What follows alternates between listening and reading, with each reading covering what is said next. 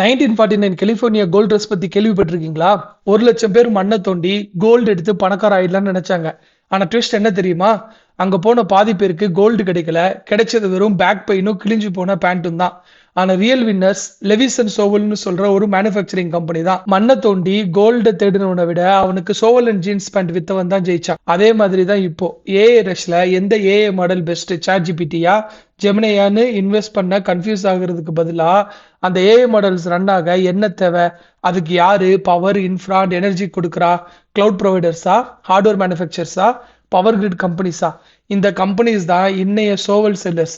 AI model யாரு தோத்தாலும் ஜெயிச்சாலும் இவங்க கன்ஃபார்ம் ஜெயிப்பாங்க. ஸோ கோல்ட் ஸ்டாண்டர்டான ஏஐ மாடல்ஸ் யாரு அப்படின்னு தேடிட்டு இருக்கிறதுக்கு பதிலா சோவலான இன்ஃப்ராவை தேடுங்க. Don't bet on the horse, bet on the race track. அதை எப்படி தேடுன்னு உங்களுக்கு வேண்டி டீட்டெயில்டா கீழே இருக்கிற வீடியோல போட்டிருக்கோம். மறக்காம சப்ஸ்கிரைப் பண்ணிட்டு செக் பண்ணிட்டு சொல்லுங்க.